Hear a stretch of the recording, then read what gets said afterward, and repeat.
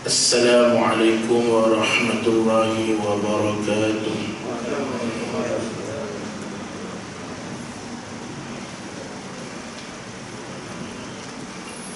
Alhamdulillahi rabbil alamin. Wassalatu wassalamu ala asyrafil anbiya'i wal mursalin wa ala alihi wa sahbihi ajma'in. Qala rabbi shrah li sadri wa yassir li amri wa hlul 'uqdatam min lisani yafqahu qawli. Allahumma rabbana zalamna anfusana wa illam taghfir lana wa tarhamna lanakunanna minal khasirin. Nahmaduhu wa nasta'inuhu wa nastahdihi wa nastaghfiruh wa na'udzu billahi min shururi anfusina ومن سيئات أعمالنا إنه من يهده الله فلا مضل له ومن يهده الله فلا هادي له. اللهم صل على سيدنا محمد عبدك ونبيك ورسولك نبي الأمي وعلى آله وصحبه وبارك وسلم. Ini muliakan sahibul fadilah, Tuan Imam, tuan-tuan guru, para alim ulama, para habaib, para maulana yang dihormati pimpinan masjid, sah-sah kepimpinan yang dirahmati, khususnya ayah mertua saya yang ada bersama dan ibu yang ada di belakang sana, yang dirahmati sekalian ayah-ayah, ibu-ibu, sidang jemaah sekalian, tuan-tuan muslimin dan muslimah yang dirahmati oleh Allah Subhanahu wa taala. Marilah sama-sama kita merafakkan rasa syukur kepada Allah Subhanahu wa taala dengan kita melakukan sunnah yang disunnahkan oleh baginda Nabi Muhammad sallallahu alaihi wasallam. Tiap-tiap kita datang ke majlis ilmu, khususnya apabila kita datang ke masjid, jangan tinggal salah satu sunnah yang tidak pernah ditinggalkan oleh baginda Nabi, yaitu ketika berada dalam majlis ilmu kita berniat i'tikaf. Bismillahirrahmanirrahim. Nawaitul i'tikaf fi hadzal masjid lillahi ta'ala. Sahaja kami beriktikaf dalam rumah ibadah ini, rumah Allah ini, kerana Allah Subhanahu wa taala. Kerana kaifiat daripada melakukan iktikaf, salah satunya apa sahaja pekerjaan yang memberikan manfaat, sama ada memberi manfaat kepada orang lain ataupun memberi manfaat kepada diri sendiri, Allah mencatat kebaikan tersebut sebagai amal yang menjadi salah satu sumber untuk kita masuk ke syurga Allah Subhanahu wa taala. Alim ulama mengatakan terdapat banyak pintu-pintu syurga yang Allah telah sediakan bagi orang beriman, memberi faham kepada kita bahawa rahmat Allah itu luas. Allah berkehendak bagi setiap yang mukallaf, yang bertakwa, yang beriman kepada Allah akan syurga. Kita semua ni calon ahli syurga belaka. Amin. Amin, doa tu. Calon ahli syurga belaka ni. Sebab apa calon ahli syurga? Sebab Allah memilih kita datang ke rumahnya pada pagi ni. Bukan sebab kita sihat sangat pun. Penyakit banyak ni semua ni. 3 serangkai, 4 serangkai, 5 serangkai semua ada. Tapi alhamdulillah Allah langkahkan kita ke masjid adalah kerana rahmah Allah Subhanahu wa taala. Malam semalam kita hidup, setelah itu kita tidur, maka mati kita. Maka pagi ini kita masih hidup. Ini semua rezeki daripada Allah Subhanahu wa taala. Ada orang tidur malam tu tak bangun. Saya ada sahabat saya dulu umur 35 tahun, balik kerja petang, ngadu dekat isteri, penat sangat, tak jenguk anak, terus tidur tak bangun sebab sudah subuh. Isteri dia kejut, dah tak ada dah. Pergi refer ke hospital kata serangan jantung. Muda lagi dah kena serangan jantung lah. Betul-betul lah Allah SWT bila kita tidur tu Allah mematikan kita. Rezeki ni boleh bangun pagi tadi, Allah pilih kita ada lagi rezeki umur kita. Datang ke masjid, ke surau, alhamdulillah rezeki Allah.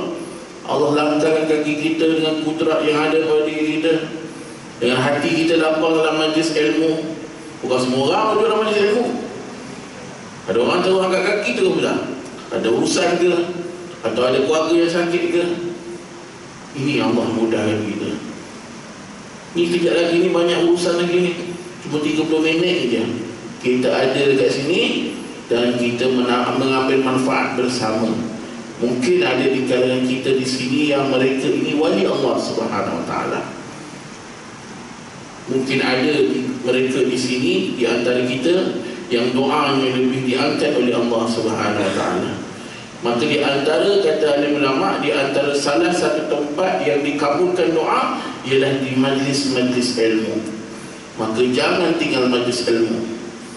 Dan dalam bab rawatan Islam pun macam tu juga. Ada satu daripada kaedah rawatan Islam, disuruh kepada orang yang sakit datang dalam majlis ilmu.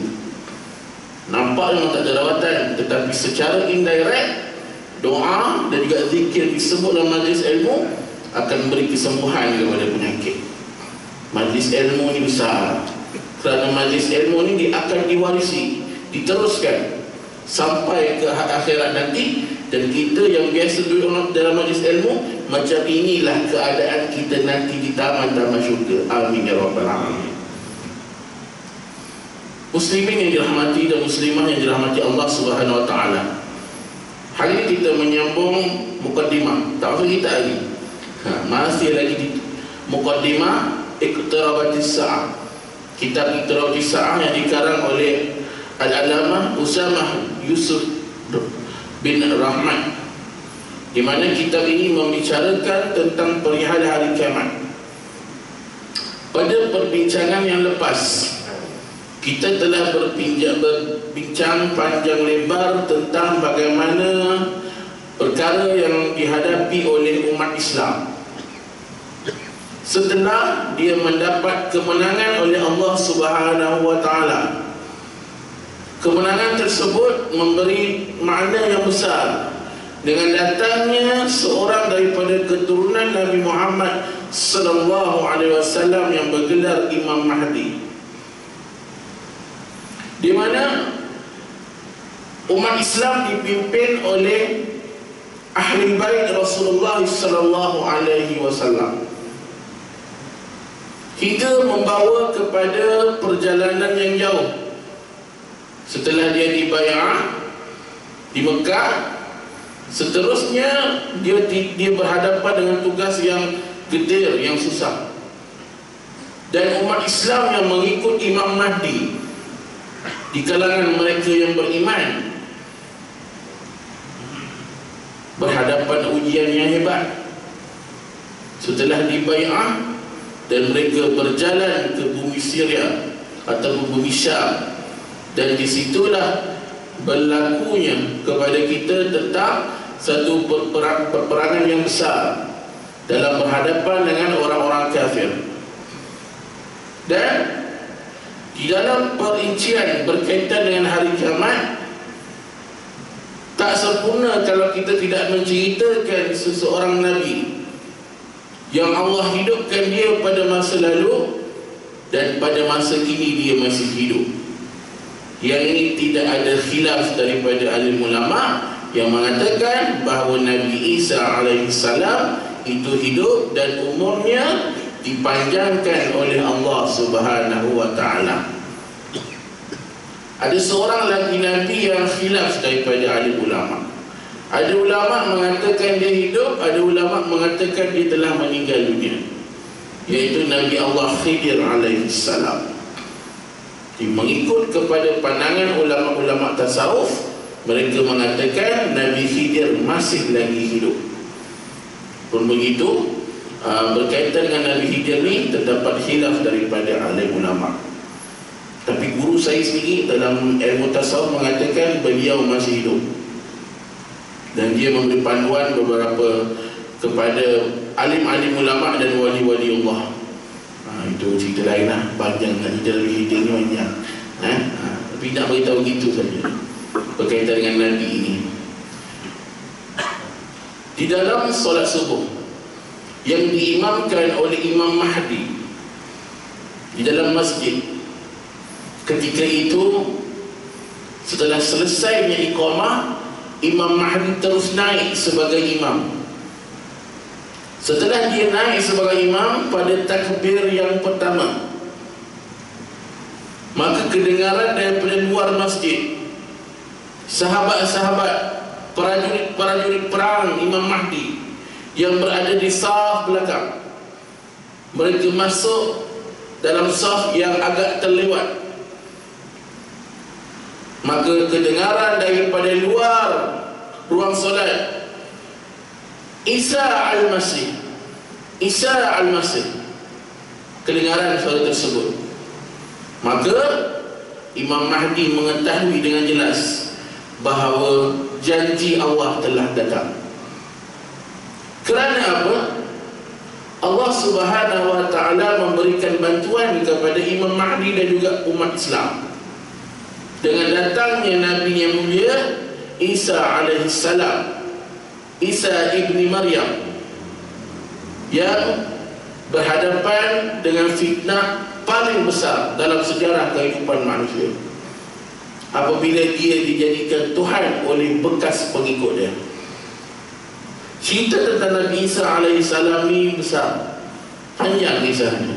Cuma ringkas nak bagi tahu kepada kita di akhir kehidupan beliau, pada zaman beliau, Allah memuliakan beliau dengan memberikan kabar gembira, di mana Allah Subhanahu wa ta'ala akan mengangkat beliau. Kerana ketika itu di antara orang Yahudi, iaitu keturunan Nabi Allah Isa alaihissalam, dan juga pembesar yang menguasai negeri di tanah Nazaret. Nazaret itu tempat lahir Nabi Isa. Yerusalem itu tempat Nabi Isa berdakwah. Sebab itu dia sebut Nasrani. Asal daripada perkataan Nazaret, tempat dia tinggal. Pengikut orang Nazaret, itulah Nabi Isa, disebut sebagai Nasrani. Yesus Kristus itu bukan dalam bahasa Ibrani, itu bahasa Yunani kuno. Awal kehidupan Nabi Isa dan zaman tersebut tidak pernah disebut walaupun sekali nama Yesus Kristus, tak pernah.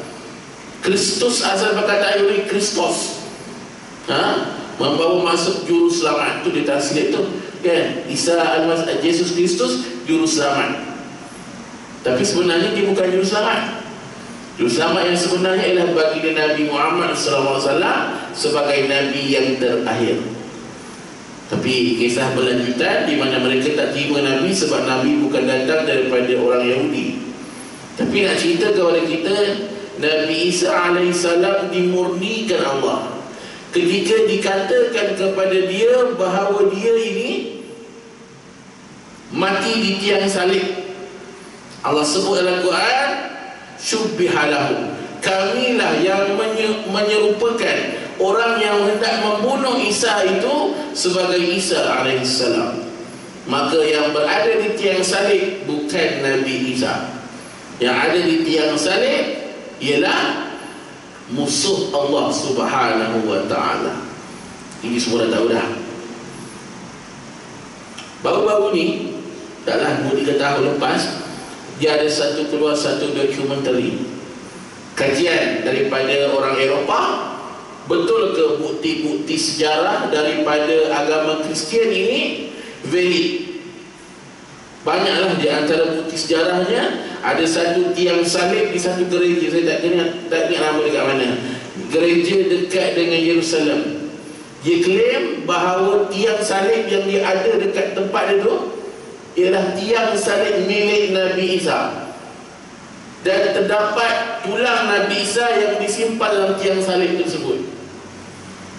Hasilnya dia pergi kat situ, tempat tersebut, dan dia buat kajian, dan dia ambil tulang tersebut. Maka dibuat kajian hasil DNA dan sebagainya, maka mereka dapat tarikh tulang tersebut.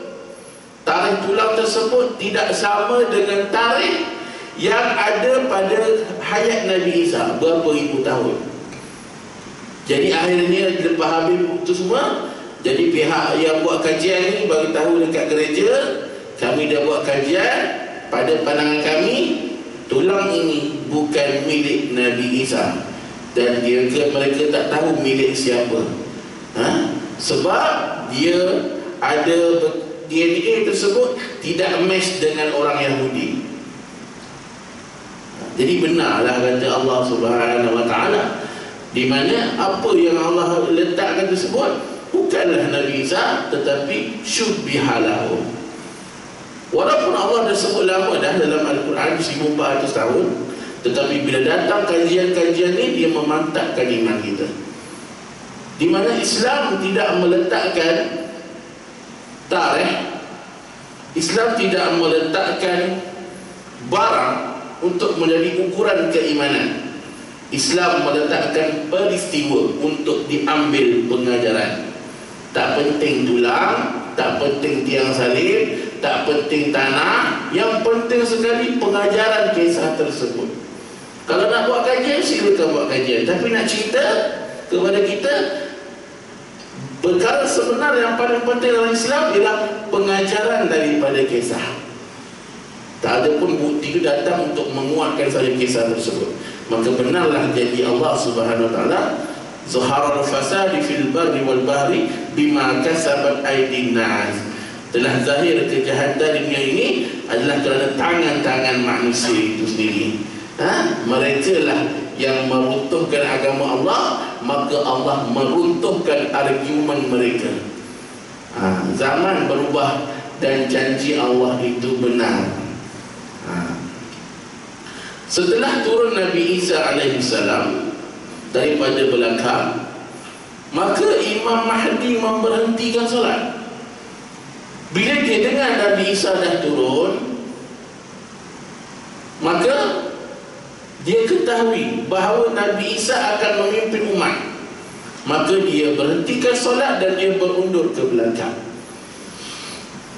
Maka dalam keadaan ini, dia memberikan laluan kepada Nabi Isa sebagai imam. Maka kata Nabi Isa AS, taqaddum antum umara, silakan, kamu ialah amir bagi umat ini, kemuliaan umat ini, dan imam bagi nabi-nabi yang lain. Maka ketika itu Imam Mahdi naik ke depan untuk menyelesaikan solat, dan seterusnya kepimpinan diserahkan kepada Nabi Isa alaihissalam. Nabi Isa turun membawa natijah yang besar. Di antaranya, dialah orang yang bertanggungjawab untuk membunuh Dajjal laknatullah alaih. Dajjal seorang lelaki, dia bukan kekasih, dia orang macam kita. Bahkan kalau nak dibandingkan di antara Ya'juj dan Ma'juj dengan Dajjal, Ya'juj dan Ma'juj itu lebih teruk sifatnya dan juga rupanya berbanding dengan Dajjal. Kerana Dajjal, mengikut sudut pandang ahli ulama, dia datang daripada seorang ibu dan seorang ayah, yang mereka ini telah melakukan persetubuhan luar tabi'i, suatu jalan yang diharamkan oleh Allah Subhanahu Wa Taala. Saya sebut kias saja, laluannya di belakang. Yang faham-faham, tak faham sudah. Aku detail sangat kan, dia kata kuliah lain pula. Dan hasil daripada persetubuhan luar tabi'i tersebut, maka lahirlah Dajjal. Dan Dajjal sejak daripada hari lahir pertama dia hidup di dunia hinggalah hari kemudian, maka dia menyusahkan kedua ibu bapanya, dan ibunya dan bapanya meninggal dunia dalam kehinaan. Tak silap saya, ibu ayahnya meninggal dunia membunuh diri. kehidupan keluarganya porak-poranda, dan dia menjadi salah satu fitnah bukan sahaja kepada dunia ini, bahkan kepada keluarganya sendiri. Takdirnya begitu yang Allah letakkan baginya. Maka Dajjal pernah disaksikan oleh sahabat baginda Nabi Muhammad sallallahu alaihi wasallam. Tamim Ad-Dari, sahabat baginda Nabi yang sewaktu hidupnya sebelum dia Islam pernah berlaku pertemuan di satu pulau, dan pulau tersebut dirahsiakan Allah Subhanahu wa taala. Dan dalam pulau tersebut ditanya kepada sahabat Nabi ini, adakah kamu di kalangan kamu telah diutuskan seorang lelaki bernama Ahmad? Dia tak kenal siapa nama Ahmad. Baik, masanya belum tiba lagi. Kerana dengan kedatangan baginda Nabi sendiri ialah sebagai salah satu tanda-tanda hari kiamat. Sebab itu baginda Nabi sebut, di antara aku dan hari kiamat itu jaraknya berapa? 2. Jarak masa kenabian dan jarak masa fitnah. Dan kita berada pada zaman mulkan jabarian, iaitu pemerintahan yang menggigit. Umat Islam disekat, umat Islam ditekan kanan kiri depan dan belakang untuk menjatuhkan akidah mereka. Hal ini berlaku tak serangan kepada akidah? Berlaku dan semakin teruk, makin teruk. Di mana hari ini fahaman-fahaman yang telah lama dikaramkan oleh ulama-ulama terdahulu mula mendapat tempat. Bukan setakat wabak Wahabi saja, Mu'tazilah pun semakin ada lagi sampai hari ini. Benda dah lama karam dalam kitab-kitab ulama, dah selesai lama, hari ini ada. Dengan ada dikatakan Al-Quran itu makhluk dan sebagainya. Ini pendapat-pendapat yang janggal, tapi nak cerita pendapat ini dihidupkan. Ulama telah mengatakan bahawa Allah itu tidak bertempat. Sepakat salaf dan juga khalaf. Salaf bila turun ayat mutasyabihat dia kata apa? Sesungguhnya Ar-Rahmanu ala arsy istawa. Dia beriman dengan ayat tersebut, adapun maksud diserahkan kepada Allah Subhanahu wa taala. Itu salaf, kaedah salaf. Adapun kaedah khalaf, ada ulama kita mentakwil ayat tersebut. Ar-Rahmanu ala arsy istawa, Tuhan beristiwa atas arasy, kata apa? Yang mentakwilkan dengan makna kudrah, Allah menguasai arasy tersebut. Dan ulama tahu adapun makna yang sebenarnya diserahkan kepada Allah Subhanahu wa taala. Makna takwil itu untuk memberi kefahaman kepada kita. Itu kaedah dia. Tapi hari ini ada orang boleh kata Ar-Rahmanu ala arsy istawa, Tuhan duduk. Duduk macam mana dia duduk? Macam bila dia duduk? Sudah. Allah. Benda yang dah lama selesai dalam kitab ada ulama muncul balik. Inilah zaman mulkan jabarian. Kalau setakat tak ada makanan, tak ada minuman, itu biasa berlaku bagi setiap 100 tahun. Memang akan berlaku, kata ulama. Setiap 100 tahun manusia akan berhadapan dengan satu wabak. Dan selepas selesai satu wabak, wabak yang seterusnya akan datang bukan wabak penyakit.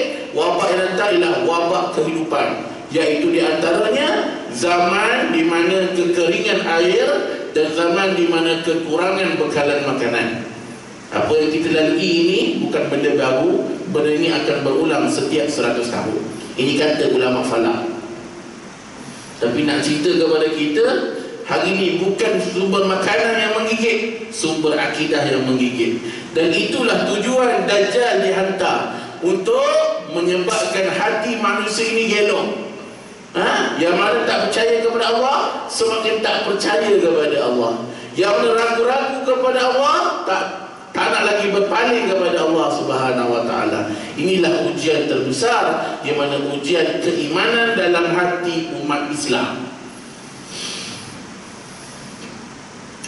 Setelah itu Dajjal akan dibunuh di bumi Palestin, disebut sebagai Jabal Ghaulan ataupun Bukit Golan. Di sebuah perang jarak berdekatan dengan Israel, terdapat banyaknya pokok, dan kerana di situ banyaknya sumber air. Dan setelah dibunuhnya Dajjal, maka Nabi Isa akan hidup dengan umat baginda Nabi dan menjalankan syariat baginda Nabi Muhammad sallallahu alaihi wasallam. Itu sebagai mukadimah. Cerita ni kita akan lanjut pada kuliah lain. Cuma hari ni kita tidak sambung mukadimah ni, yang muka-muka depan dulu. Kita tengok tajuk besar-besar dulu. Okay. Seterusnya, Nabi Isa berhadapan dengan Ya'juj dan juga Ma'juj. Siapa dia Ya'juj dan Ma'juj ini? Manusia juga macam kita. Kisah Ya'juj Ma'juj Allah kisahkan dalam surah Al-Kahfi, berkait rapat dengan seorang raja beriman bernama Zulkarnain. Zulkarnain seorang raja yang beriman kepada Allah Subhanahu wa ta'ala. Dia memimpin armada perang. Tenteranya yang ramai yang berhadapan dengan Ya'juj dan Ma'juj.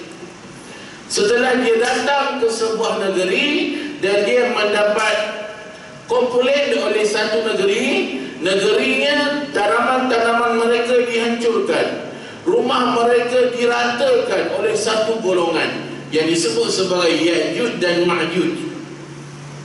Golongan ini ialah golongan manusia yang kasar. Dia tak suka hidup dalam kedamaian. Mereka dah banyak kali berperang, tapi mereka kalah dengan Ya'juj dan Ma'juj. Zulkarnain pun berhadapan dengan ujian yang sama. Dan akhirnya dia bermunajat kepada Allah Subhanahu wa ta'ala, dan Allah memberikan gambaran kepada Ya'juj dan Ma'juj bahawa supaya membina satu daripada bukit yang dilingkari bukit tersebut itu dengan tembaga. Maka Zulkarnain memanaskan besi dan mengepung pendudukan Ya'juj dan Ma'juj itu dengan tembaga Zulkarnain, tembaga yang keras. Tetapi di zaman baginda Nabi lagi telah berlaku rekahan pada dinding tembaga tersebut, telah ada lubang. Dan mengikut kepada ulama-ulama ilmu fitan berkaitan dengan akhir zaman, dia mengatakan sekarang ni lubang itu telah besar lebih daripada ibu jari.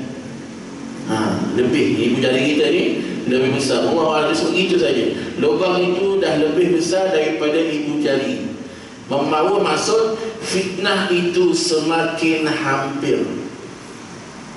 Ketukan-ketukan kepada tembok tembaga telah mulai kelihatan, tetapi masih lagi dipegang. Membawa maksud kepada kita, sekarang kita berada pada zaman perang saraf keimanan, di mana kita kena bersedia. Allah tak buka lagi Dajjal. Walaupun ada setengah di kalangan ulama kata Dajjal dah keluar, secara jumhurnya Dajjal belum keluar. Dajjal kalau keluar, tak boleh keluar main subuh hari ni. Nak cerita kalau Dajjal keluar. Dajjal keluar jangan mimpi nak makan, lepas ni ngetih main minta tarik, jangan. Tak payah fikir lah. Sebab keadaan orang beriman bila berhadapan dengan Dajjal, apa berlaku? Umat Islam tidak akan makan melainkan dalam lidahnya dibasahi dengan zikrullah kepada Allah. Mereka dah tak boleh makan sebab tak ada punca makanan dah. Yang mereka tahu duduk dan berzikir kepada Allah, menunggu Allah hadirkan Imam Mahdi, barulah dia akan dipimpin. Kalau mati pun matilah dalam zikir. Itu keadaan yang akan berlaku. Sekarang ada nampak tak bibit-bibit tu? Nampak. Sekarang ni orang dah mula takut. Apa yang berlaku di Rusia nampaknya benar-benar menunjukkan kepada kita bumi dan dunia ini sedang bergerak kepada satu fasa yang berlainan. Satu fasa dahulu kita berperang pada Perang Dunia Kedua. Kita tenang hari ini, tenang, tetapi kita berada pada mulkan Jabarian. Lihat apa jadi pada negara Afghanistan, lihat apa jadi kepada negara Turki, lihat apa yang jadi kepada Libya, lihat apa yang jadi pada Iraq, lihat yang jadi pada Iran, lihat jadi pada Palestin. Kita hanya mampu melihat kerana kita didertai penyakit wahan. takut kepada mati dan cinta kepada dunia. Kita boleh beribadah, sedangkan sahabat kita baru tadi dibom oleh musuh-musuh Allah Subhanahu Wa Taala, dan kita hanya boleh melihat daripada kaca TV kita, meninggallah. Innalillahi wa inna ilaihi raji'un. Itulah kita, umat baginda Nabi yang penuh dengan lemah cinta dunia. Kau takut mati, orang hidup sampai bila ada dunia? Kau cari harta tinggi-tinggi sangat, tapi nak infak fisabilillah pun takut. Itulah kita, umat akhir zaman. Tapi tak, sahabat-sahabat kita yang diuji, mereka mempertahankan akidah mereka dengan keimanan kepada Allah Subhanahu Wa Taala. Malu kita tak? Malu kita. Itulah zaman Mungkin Jabarian. Dan kita akan bergerak ke fasa seterusnya. Kerana kata alim ulama, manusia pada berhadapan dengan perang akhir zaman, mereka tidak menggunakan peralatan teknologi. Mereka akan kembali kepada zaman yang dahulu tok nenek mereka berada. Mereka menggunakan panah, mereka menggunakan lembing, segala peralatan daripada peralatan yang boleh dibuat dengan mudah. Maksudnya apa dia, tuan-tuan? Umat manusia akan berhadapan dengan satu kehancuran yang dahsyat. Kehancuran yang akan memusnahkan segala teknologi yang kita ada sekarang ini. Zaman itu akan berlaku, dan kita sedang bergerak kepada zaman tersebut. Saya dah sebut pada kuliah sebelum ni bagaimana nubuah Nabi benar-benar berlaku. Apa yang Nabi sebut bukan sekadar apa, melainkan wahyu, dan benda itu berlaku. Saya ambil contoh sebelum ni, kisah Sultan Muhammad Al-Fatih, yang di mana masa perang Khandaq Nabi sebutlah hadis, ketuk batu Nabi sebut hadis, la tuftahan al-Qastantiniyah fala ni'mal amirun amiruha wala ni'mal jaysh zalikal jaysh. Akan datang seorang raja, sebaik-baik raja itulah rajanya, dan sebaik-baik tentera itulah rajanya, dan dia akan menakluk Konstantinopel. Zaman tu sahabat terima hadis tersebut, tetapi nak cerita kita 500 tahun kemudian baru jadi apa yang Nabi sebut tersebut. Itu nak cerita kepada kita, benar apa Nabi sebut betul-betul berlaku. Bagi orang yang masih belum yakin, bagi kita yang yakin ni boleh dengar, Masya Allah. Dan itu yang akan berlaku kepada umat akhir zaman. Maksudnya kita kena didik keturunan kita dengan kesusahan, supaya dia tidak alpa bila kita dah tak ada nanti. Keturunan kita mesti kuat dengan keimanan. Apabila tembok Ya'juj dan Ma'juj pecah, maka keluarlah keturunan Ya'juj dan Ma'juj daripada lubang-lubang dan tiang-tiang tembok tersebut. Keluar macam mana? Ulama mengatakan mereka keluar seumpama semut keluar daripada busur apabila dia mendapat manisan. Itulah keadaan Ya'juj dan Ma'juj. Jumlahnya melebihi daripada jumlah umat Islam yang beriman ketika itu. Hingga Allah memberikan pesan kepada Nabi Isa AS, naiklah kamu ke tiang-tiang bukit, naiklah kamu ke gunung-gunung yang tinggi, kerana kalian bukan tandingan bagi mereka. Akhirnya apa berlaku? Allah Subhanahu Wa Taala menimpakan penyakit kepada Ya'juj dan Ma'juj, dan mereka mati bergelimpangan. Itu kisah Ya'juj, bangsa yang hebat, dan akhirnya dimatikan oleh Allah Subhanahu Wa Taala. Jadi Covid yang ada pada kita ni tak seberapa lagi sebenarnya. Allah masih menyimpan beberapa tentera dia yang lain dalam bentuk wabak, khusus kepada umat-umat generasi yang akan datang. Nak tengok berapa hebatnya ujian Allah berikan. Dulu kan wabak kusta, wabak taun, kira teruk dah zaman tu. Tapi tak ada pakai mask pun zaman tu. Nak ceritanya, kita ni pun pakai mask pun kena juga. Macam-macam lah. Tidak cerita kepada kita ikhtiar itu kena. Cuma nak cerita kepada kita, banyak lagi tentera-tentera Allah yang akan datang, yang akan menyusup dalam kehidupan masyarakat. Kita perlu bersedia dengan ujian yang besar ini. Dan hebatnya Ya'juj dan Ma'juj ini, ialah kalaulah dia melintasi tasik, niscaya tasik itu akan kering. Nak cerita ramainya jumlah mereka. Mereka manusia dengan kita, dia bukan macam orang gambarkan tu, dia macam raksasa, bukan. Dia manusia. Macam mana tinggi manusia, macam itulah dia. Itulah Ya'juj dan Ma'juj. Dan akhirnya dia mati hingga Allah memberikan wabak penyakit dalam bentuk hujan yang lebat kepada mereka. Mati mereka seperti burung-burung yang ketika itu mereka menjamah leher-leher unta. Maksudnya apa dia? Ya'juj dan Ma'juj itu mati dengan kesan-kesan yang ada pada tubuh mereka, seumpama badan mereka dijamah-jamah oleh binatang. Itu keadaan Ya'juj dan Ma'juj. Setelah Ya'juj dan Ma'juj berlalu pergi mati, maka naiklah Nabi Isa AS memimpin masyarakat selama 40 tahun. Di antara perkara yang pertama yang dilakukan oleh Nabi Isa ialah dengan menghancurkan berhala-berhala, dan dengan dia melakukan pembunuhan ataupun dimatikan akan khizir-khizir. Dan umat Islam berada pada zaman kenabian yang cukup baik ketika itu. Zaman itu terlalu berkat sungguh. Kalau seorang petani bawa biji benih pada waktu pagi, pada waktu petang dia dah boleh mengambil hasil. Berkat sungguh zaman tersebut, di mana rumah-rumah Allah dipenuhi dengan hamba-hamba Allah Subhanahu wa ta'ala. Masyarakat umat Islam saling bersalam-salaman, berpeluk-pelukan, tanda syukur kepada Allah Subhanahu wa ta'ala. Masjid dihidupkan dengan hebat, bacaan Al-Quran dikumandangkan dengan hebatnya pada zaman tersebut. Umat Islam menelaah kitab-kitab, berhadapan dengan keadaan yang akan berlaku nanti. 40 tahun dalam kenabian ialah zaman yang penuh dengan nikmat. Zaman yang mungkin kita tak dapat rasa, mungkin anak cucu kita dapat rasa. Tapi percayalah tuan-tuan, betapa rezeki Allah besar kepada mereka yang mengikuti Imam Mahdi dan Nabi Isa AS.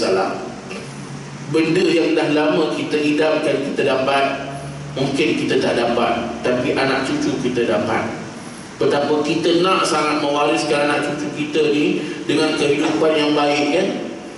Masjid dihidupkan, rumah Allah ni baca Al-Quran dikumandangkan, orang mengamalkan sunnah-sunnah Nabi dengan apa lagi? Penjaga yang jujur, pemimpin yang baik. Bahkan pemimpin itu disegani bukan sahaja oleh masyarakat, bahkan disegani oleh orang-orang yang berilmu. Hari ini terbalik, orang berilmu disegani oleh pemimpin, tapi zaman tersebut pemimpin disegani oleh ahli ilmu. Macam mana zaman tersebut? Macam zaman Sultan Muhammad Al-Fatih dulu. Siapa? Ingat tak, sebelum berperang berhadapan dengan Kristian, ditanya kepada tentera dia, siapa di antara kamu yang seumur hidup tidak yang pernah meninggalkan solat sunat rawatib? Suku keluar. Siapa di antara kamu yang tidak pernah meninggalkan solat sunat tahajud? Hanya seorang saja, iaitulah Sultan Muhammad Al-Fatih.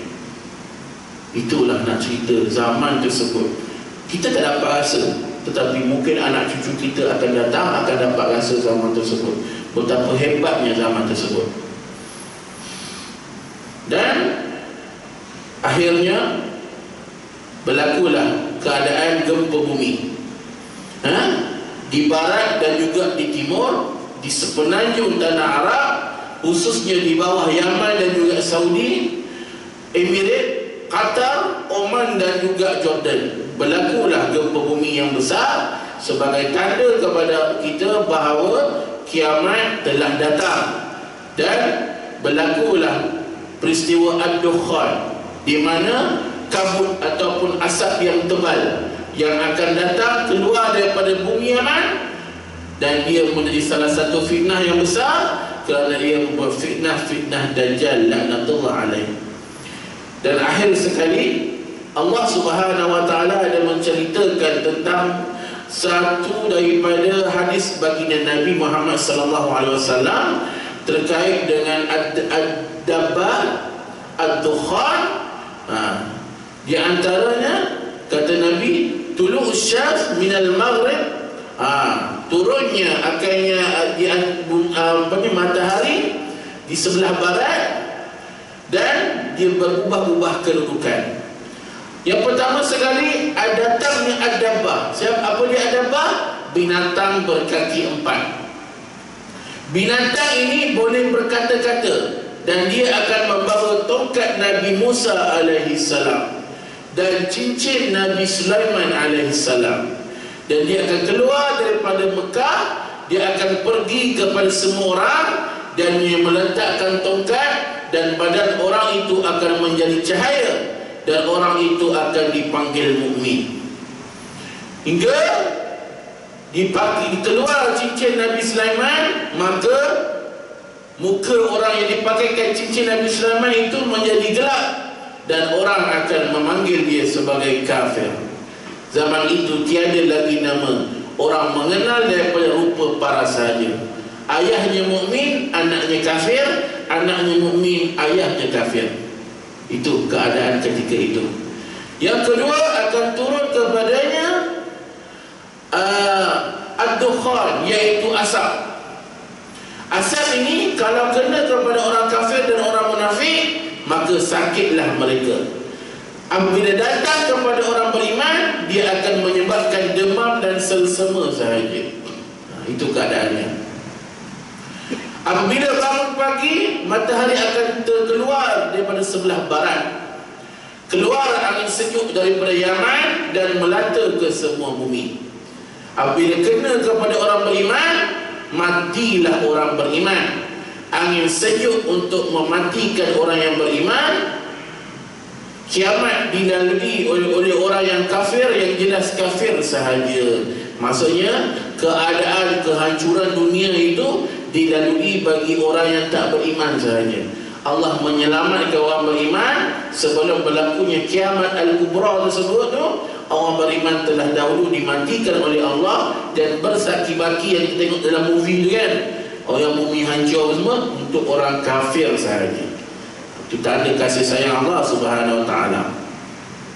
Dan ketika itu ditiuplah sangkakala untuk unfu nafhata saqi, iaitu ditiup sangkakala di mulut. Maka diciptalah bumi, maka Allah menciptakan sangkakala dan diletakkan di mulut oleh malaikat Israfil.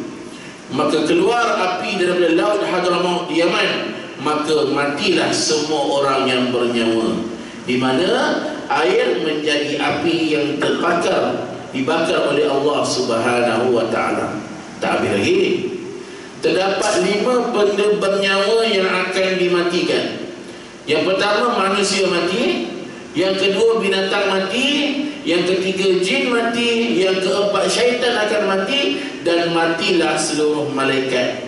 Apabila mati seluruh malaikat, maka kekallah Allah Rabbul Jalil. Dialah Tuhan yang kekal hidup.